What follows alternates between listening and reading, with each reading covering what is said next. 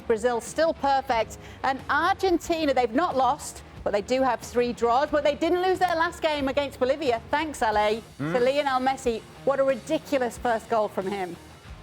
What a ridiculous game from Lionel Messi. And I think what you're finding from Lionel Messi now is because he has freed himself up from the pressure of not having performed, at least the perception from all people on the outside, not having performed from the national team in a big stage and won a tournament. Now that he's won Copa America, now that Argentina has gone past that and he's gotten past that, all of a sudden the guy's smiling with the national team. The pressure seems to be off his shoulder. And when you have a Lionel Messi without that sort of pressure, stress-free environment in which he's enjoying himself, guess what's going to happen? He's going to dominate. And he did that and more against Bolivia. His understanding with Lautaro Martinez as well as Ángel Di María was excellent in the final third.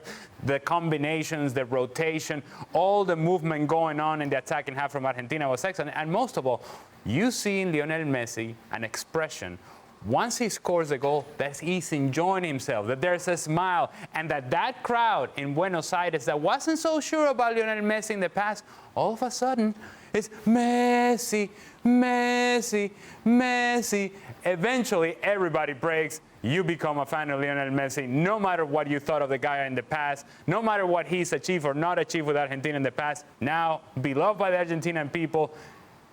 Beware if you're in South American qualifiers, because the best version of Lionel Messi is still out there. Yeah, as you said, very happy, but also crying happy tears as well, Jules. It was very nice to see, wasn't it?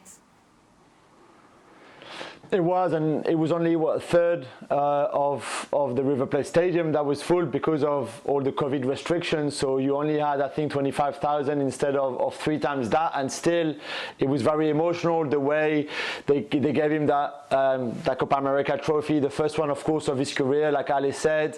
And the tears were pouring down even before he got the trophy because the fans were there. And I think that burden, psychologically, that the burden is off, those shackles that, in a way, were really heavy to carry before are gone. It's a different Messi in a way, and yeah, the link-up play is great between him and Di Maria, and I'm looking forward to that at PSG as well, and Lautaro, all of that. But also Scaloni has found his team now. You can tell the midfield is not going to change too much. Of course, you can have a Lo Celso coming in, and you can have Romero at the back instead of Petzela, for example. But apart from that, Rodrigo De Paul and Paredes, that works so well with Lautaro and Di Maria and Messi.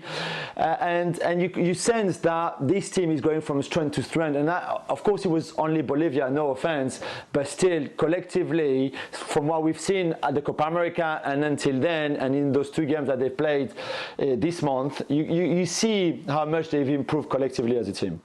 Messi's always wonderful to watch, Jan, but a happy Messi, even better, hey? Well, I love my football history, and sometimes I'm jealous of the people who could see Puskas in the 50s, Di Stefano, going into Pelé and so on. And we should be very, very fortunate that we were at the time with the time of Messi and Cristiano Ronaldo. And I say that in both ways, even if we talked about Messi. But Messi is the Harry Potter. I've said that about Juninho, as you know, okay? When we played with him in Middlesbrough, Juninho was like a magician, but Messi has done this for years, and it's fantastic to watching. I hope he enjoys his football, and Al said it good about the Argentinians, because Passarella did it in 78, and then Maradona did it in 86, and he will die for getting that World Cup trophy in Doha, in Qatar. But Lionel Messi, he is that magician. And we saw that the other day when he nutmegged and scored that goal, breaking new records, beating Pelé's record in the qualification games, and so on and so on. And it's just, for a football fan, you just sit back and you just hope 2, 3, 4 more years out of this magician. You know what you see from Lionel Messi is a guy who has exhaled.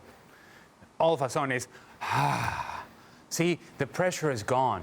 All of that weight is gone. And a stress-free Messi, a stressful Messi was still very good. A stress-free Messi, imagine. And so it's what we are seeing now. The fact that he's enjoying himself in the manner in which he is, and that he appreciates how hard it was to win a trophy. And now that he has accomplished, he's relishing in this moment, and I think the fans are doing it as well. It's really nice to see that relationship grow between the fans in Argentina and Lionel Messi. Jan? I'm just thinking of it. Yes, Al, good. He won that Copa America very well, but you need to win the World Cup, don't you? After Passarella, Maradona, doesn't he have to win that? I mean, one of the best ever, Lionel Messi, but still, the World Cup is still out there for him to catch. Well, ideally, you would want to win the World Cup. I'm just saying, this career of Lionel Messi with the national team has been overlooked and overshadowed at times by the name of Maradona. And he's been chasing that. He's been trying to get to that point. And I think it got to him in a way that he just couldn't do enough to be Maradona, because in so many people's perception in Argentina, Maradona is God. And no matter what you did, you were always going to come up short. And what he has done now is accepted what his place is in the world. He is comfortable with that. He's at peace with that. And winning Copa America certainly allows him to be at peace with himself. Thanks so much for watching ESPN on YouTube. And for more sports highlights and analysis, be sure to download the ESPN app. And for premium content and live streaming, subscribe to ESPN Plus.